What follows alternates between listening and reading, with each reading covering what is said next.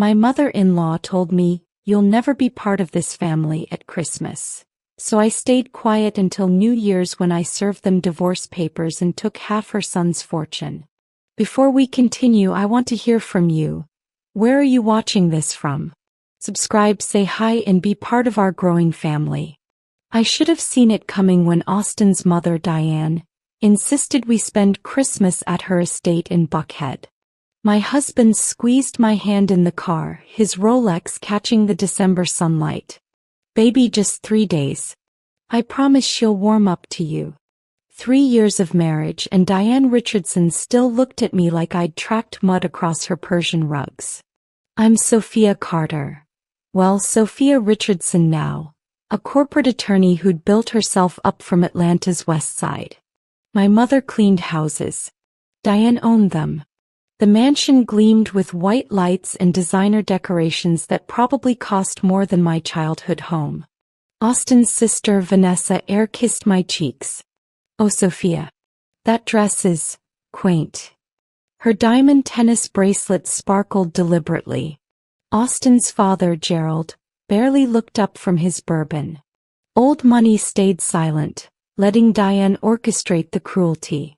Christmas Eve dinner was an ambush. 24 relatives I'd never met, all watching me navigate 7 forks like it was a blood sport. Diane's voice cut through the small talk. "Sophia dear, tell everyone how you and Austin met. Was it at the firm?" "Oh no, wait, you were his paralegal." "Associate attorney," I corrected softly, feeling my face heat.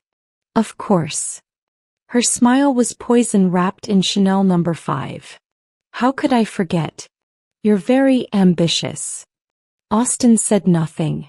He just refilled his wine, avoiding my eyes. That's when I felt it, the first crack in my heart. Not from Diane's words, but from my husband's silence. His mother was rewriting our love story as opportunism, and he was letting her. I smiled anyway. Survival mode activated. Austin Richardson was everything Diane had engineered him to be. Harvard Law, youngest partner at Richardson and Associates, the family firm his grandfather founded in 1952. When we met 4 years ago, I was indeed an associate, not a paralegal, but Diane never cared about truth. I remember our first date vividly. Austin showed up at my Midtown apartment with Thai food and no pretense. "My mom wants me to date Senator Crawford's daughter," he'd laughed. "But she's boring as hell." You argued Simmons versus Bradley like you were born for it." He seemed different then. Hungry to prove he was more than his family's legacy. We'd stay up until 3 a.m., him sharing how suffocated he felt by Diane's expectations, me revealing how my mother, Patricia, had worked 3 jobs so I could afford law school. "I'm going to marry you, Sophia Carter," he'd said 6 months in. "And my family will have to deal." But they didn't deal. They tolerated. Diane smiled at our wedding while her eyes calculated. After the ceremony, I'd overheard her telling Gerald, "She'll get bored of him once she realizes she married the family, not just the man." Now, watching Austin laugh at his cousin Brandon's jokes while I sat alone, I wondered if she'd been right. The man who'd promised to stand beside me was slowly disappearing into his family's shadow. Vanessa slid into the chair next to me, her perfume aggressive. "You look lonely, sis." Austin gets absorbed during the holidays. It's a Richardson thing. Blood comes first. She patted my hand. "You understand, right?" I understood perfectly. I was being erased in real time and nobody cared enough to stop it. Christmas dinner was a masterclass in psychological warfare. Diane seated me between Austin's ancient Aunt Margot, who was half-deaf, and his cousin Trevor, who spent the meal explaining venture capital like I was a child. "Sophia probably doesn't follow financial markets," Trevor said, addressing Austin. "It's pretty complex stuff." "I manage our investment portfolio," I replied evenly. "We're up 17% this year." Trevor's smile faltered. "Oh. Well, lucky guesses." The S&P returned 19%. I continued. So actually, I underperformed due to overweight positioning in tech after the September correction. I'm rebalancing in Q1. Silence. Then Diane's laugh, crystalline and cruel. How delightful. Austin, I didn't know you'd given Sophia access to your accounts. That's very trusting. Our accounts, I wanted to scream. Georgia was a marital property state. Every dollar earned during our marriage was half mine. But I'd learned the Richardson way: smile, stay silent, survive. Diane, Austin finally spoke and my heart lifted. Don't what, darling? I'm simply impressed. She turned to me, eyes glittering. You've done well for yourself, Sophia. From the West Side to Buckhead. Your mother must be so proud. The table quieted. Everyone knew what she meant. My mother, the housekeeper. My mother who'd raised me in a one-bedroom apartment. My mother who wasn't good enough to be mentioned at Christmas dinner. My mother, I said clearly, taught me that dignity isn't purchased. It's earned through character. Diane's smile never wavered. How quaint. That's when I saw it, a flash of something in Austin's eyes. Not anger at his mother. Embarrassment. Of me. I excused myself after dinner, finding refuge in Gerald's library. Floor-to-ceiling mahogany shelves, first editions protected behind glass. Everything the Richardsons touched became a museum to their own importance. Hiding. Vanessa appeared in the doorway, wine glass in hand. For a moment I thought she might be kind. Then she closed the door. Look, Sophia. I actually don't hate you. She settled into a leather chair. You're smart, pretty enough, and you clearly love my brother. But you don't get it. Get what? This family. We're not like regular people. We have expectations, traditions, legacies to maintain. She sipped her wine. Austin was supposed to marry Brittany Monroe. Senator's daughter, right pedigree, trust fund that would have merged perfectly with ours. He chose me. He rebelled, Vanessa corrected. And Mom let him because she thought it would burn out. A little walk on the wild side, marry the help's daughter, prove he's progressive. Her eyes met mine. But you're still here. And now you're a problem.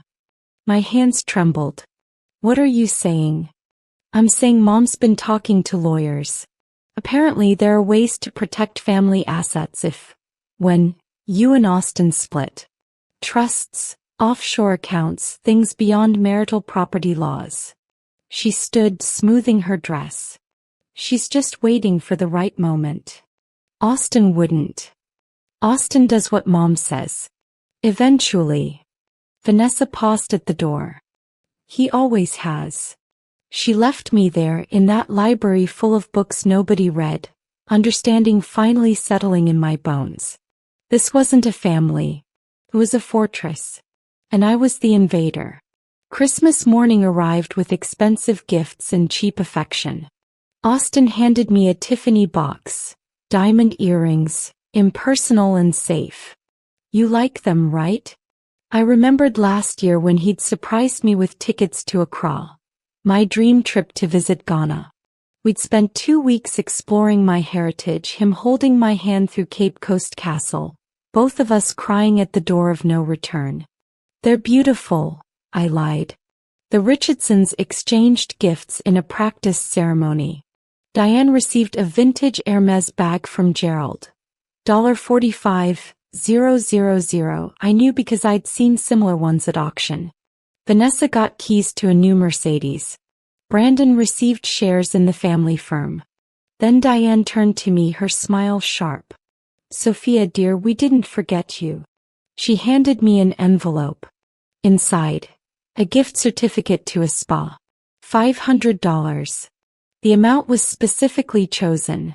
Enough to seem generous, small enough to remind me of my place. The help got service industry gifts. How thoughtful, I managed. I thought you could use some pampering, Diane said sweetly. You've seemed so stressed lately. Marriage pressure, perhaps. Austin's hand found my knee under the table, a warning squeeze. Don't react. Don't embarrass the family. Don't be yourself. I excused myself to call my mother. She answered on the second ring, gospel music playing in the background. Baby. Merry Christmas. How's everything? I locked myself in the guest bathroom, marble counters cold against my palms. Mom, You crying? What did that woman do now? Everything. Nothing. Just slowly erasing me. It's fine. I'm fine. Sophia Patricia Carter, you're a lawyer. You don't do fine. Her voice softened. Come home, baby. Leave him. I love him, Mom. Does he love you enough? The question haunted me through Christmas afternoon. While the Richardsons watched football and drank bourbon, I retreated to our guest room. My best friend, Keisha, FaceTimed me immediately. Girl, you look like hell. Keisha's box braids framed her concerned face. What happened? I told her everything. The dinner, Vanessa's warning, the spa certificate. Keisha listened, her expression darkening. Jazz, remember when Austin stood you up at my birthday last month? He had a work emergency. I saw him. At Morton's Steakhouse. With his mother and some blonde woman I didn't recognize. My stomach dropped. What? I didn't say anything because I thought maybe it was a client. But Jazz, they looked comfortable. Diane kept touching the woman's hand and Austin just sat there smiling. Keisha leaned closer to her camera. I took a picture. I'm sending it now. My phone buzzed. There they were, Austin in his navy suit, Diane radiant, and a beautiful blonde woman who looked like she belonged on a yacht. They were laughing. Who is she? I asked my cousin Trey, he works there. The reservation was under Monroe. Brittany Monroe. Senator Crawford's daughter. The one Austin was supposed to marry. The one Vanessa mentioned. My husband had dinner with her and his mother during work hours and never mentioned it. I thought about the late nights Austin had been keeping. The way he'd become distant after Thanksgiving. How he'd suggested I might want to take a break from the firm to focus on myself. Keisha, I need you to do something for me. Anything. Call your cousin Jerome. The private investigator. My voice steadied, lawyer instincts activating. Tell him I need everything. Phone records, financial statements, surveillance if necessary. And tell him to be discreet.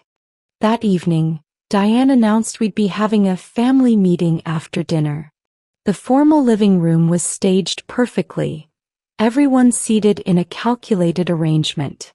I was positioned directly across from Diane, like a defendant facing a judge.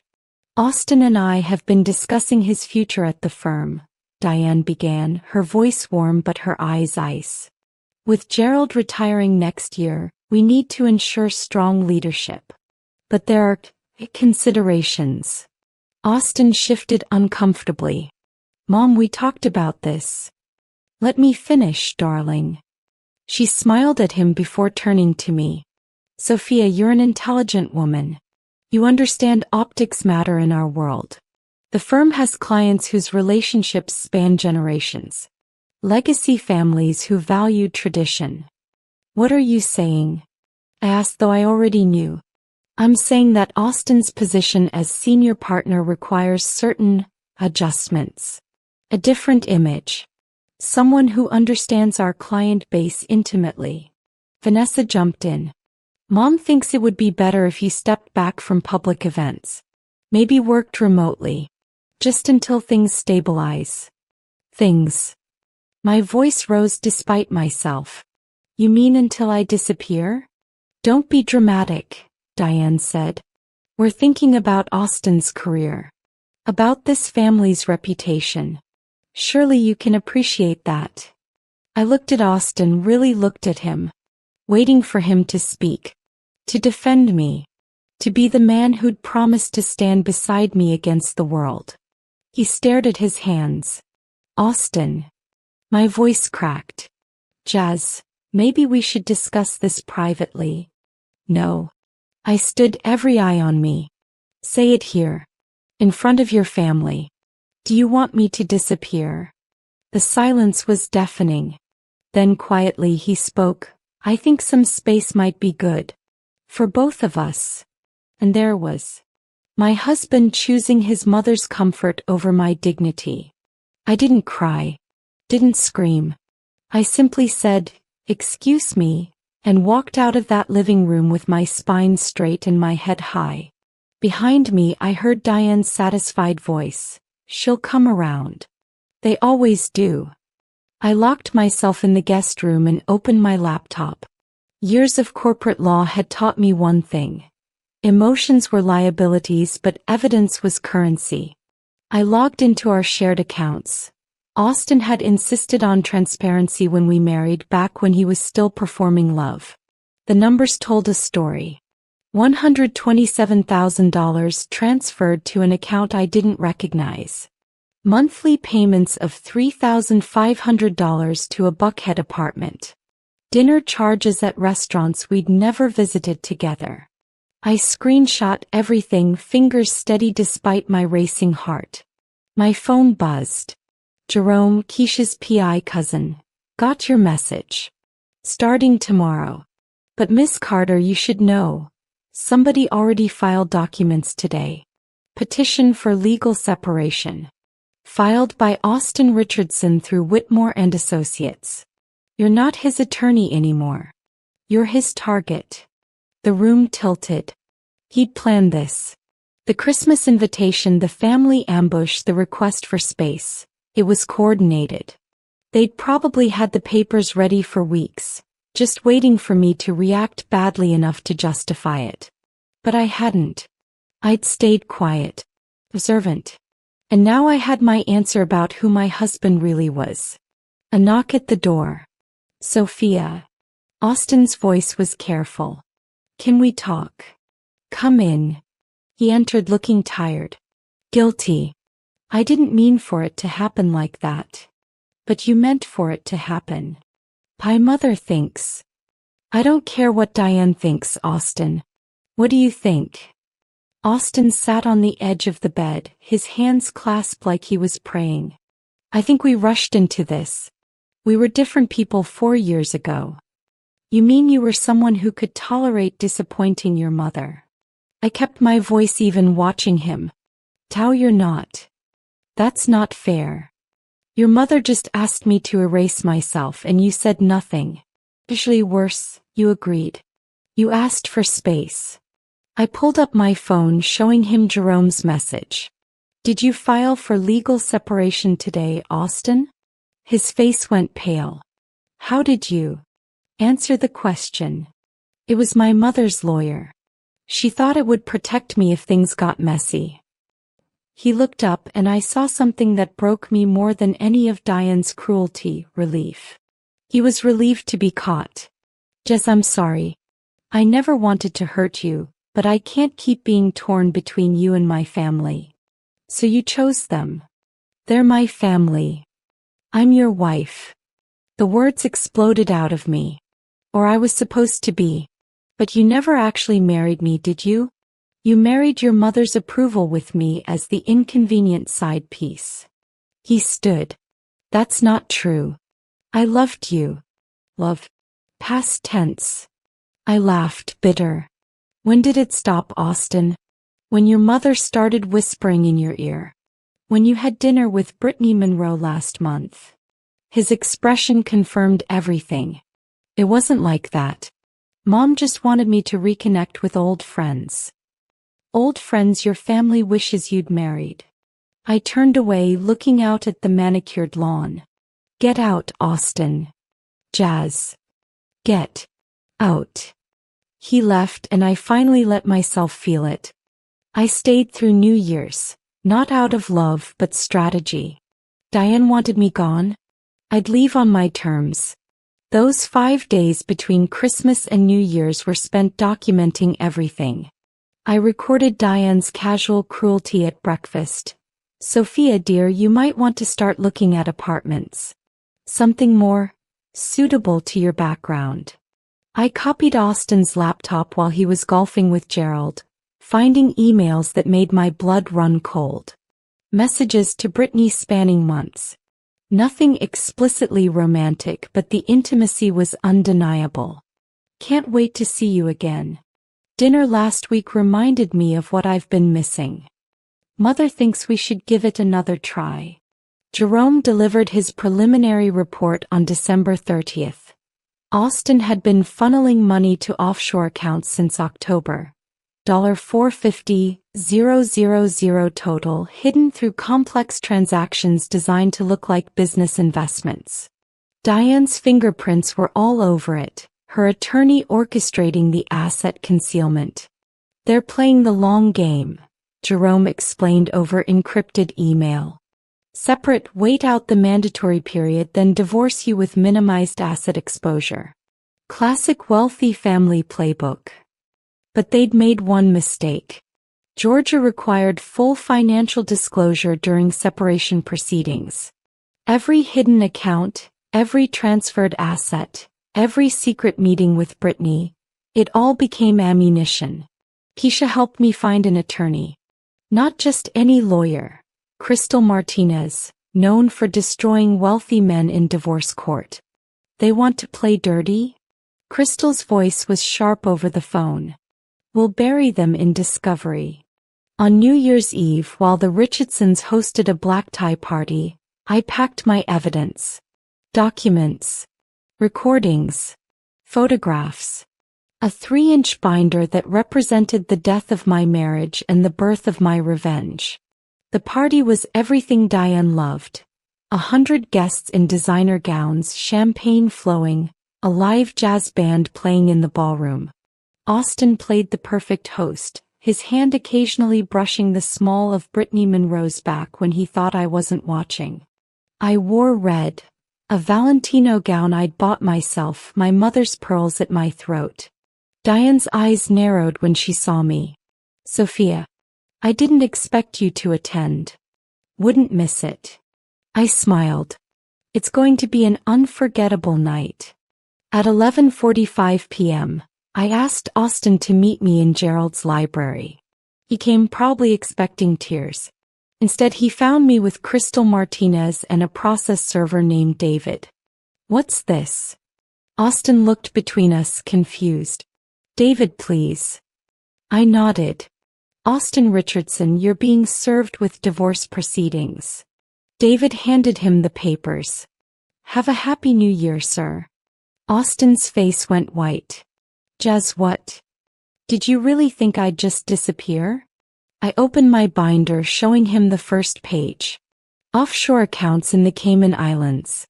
$450,000 transferred between October and December. Phone records showing 247 calls to Brittany Monroe. Emails discussing your rekindled connection. Should I continue? Crystal stepped forward. Mr. Richardson, Georgia is a marital property state. Every asset acquired during your marriage is subject to equitable division. But fraudulent concealment of assets? That's not just grounds for unequal distribution. It's potentially criminal. I want my lawyers. Whitmore and Associates? I smiled. Already called them. They're withdrawing from your case due to conflict of interest. Something about failing to advise you properly about asset disclosure requirements. You'll need new representation. You can't do this. I can. And I am. I stood gathering my things. Countdown starting. Go kiss your mother and tell her the bad news. He grabbed my arm. Sophia, please. We can work this out. I pulled away from Austin just as the countdown began. 10, 9, 8. The party guests were oblivious, champagne raised, joy abundant. But I walked into that ballroom and I found Diane Richardson holding court near the fireplace, Brittany Monroe at her side. I didn't plan what happened next. Sometimes justice demands spontaneity. 3, 2, 1. Happy New Year. As everyone kissed and cheered, I raised my voice. I have an announcement. The band stopped. Conversations died. 100 faces turned toward me. Diane's expression was pure fury. Sophia, this is hardly the time. Perfect time, actually. I smiled, feeling powerful for the first time in years. I want to thank the Richardson family for their hospitality this Christmas. Diane, especially, for teaching me valuable lessons about family loyalty and what happens when you underestimate someone from the West Side. Murmurs rippled through the crowd. See, I just served my husband with divorce papers. And not just any divorce. One that exposes how the Richardson family tried to hide $450,000 in assets, coached my husband through an affair with Senator Crawford's daughter, and orchestrated my systematic erasure from this family. Diane lunged forward, but Gerald caught her. Brittany Monroe looked like she wanted to disappear. The best part. I continued. Georgia law means I'm entitled to half of everything Austin earned during our marriage. The house in Ansley Park. Half mine. His partnership stake. Half mine. Even his precious trust fund dividends? You guessed it, half mine. Austin burst through the crowd. Sophia, stop. Oh, I'm just getting started. I turned to Diane. You told me I'd never be part of this family. You were right. I'm going to be the cautionary tale instead. The woman who took half your son's fortune and walked away with her dignity. The room erupted. Guests whispering, phones appearing. This would be in the society pages by morning. I walked out of that mansion at 12:17 a.m. on New Year's Day, leaving behind 3 years of marriage and a lifetime of trying to belong. My Uber arrived. No more riding in Austin's Mercedes. This was a Honda Accord driven by a woman named Teresa who asked if I was okay. Better than I've been in years, I said and meant it. Crystal called the next morning. You're trending on Atlanta social media. Hashtag Sophia Richardson is everywhere. Half the comments are calling you a gold digger, but the other half are calling you an icon. And legally? Austin's new attorney called. They want to settle. Fast. Before more dirt comes out. Crystal's voice held barely contained glee. I'm thinking we start at 60%. The asset concealment gives us leverage. No. My voice was firm. 50% exactly. I don't want more than I'm owed. But I want every penny of what's mine, plus reimbursement for legal fees. Plus a public apology from Austin acknowledging the affair and asset concealment. That's actually more devastating than taking more money. I know. The settlement took 6 weeks. Austin paid me $2.3 million. Half his partnership stake, half the house proceeds, half his trust fund accumulations. He gave a statement to the Atlanta Journal-Constitution. I failed my wife through infidelity and financial deception. She deserves better than what I gave her. Diane never apologized. He didn't have to. Her silence was admission enough. I bought a condo in downtown Atlanta, started my own firm, and hired 3 young black attorneys who reminded me of myself at 25. Hungry, brilliant, underestimated. My mother moved in with me for a month. Cooking and humming gospel songs while I rebuilt. 6 months later, I ran into Vanessa at a charity gala. She looked uncomfortable. Sophia, you look good. I am good. Austin and Brittany broke up. Mom's impossible to live with now. She hesitated. For what it's worth, I'm sorry. You were right about our family. I could have been cruel. Could have thrown her apology back. But liberation isn't about revenge. It's about freedom. I hope you find your way out too, Vanessa. I meant it. Everyone deserves better than living in Diane's shadow. I walked away then into my new life. The girl from the West Side who became the woman who refused to disappear. My mother was right. Dignity isn't purchased. It's earned through character. and I earned every penny of mine.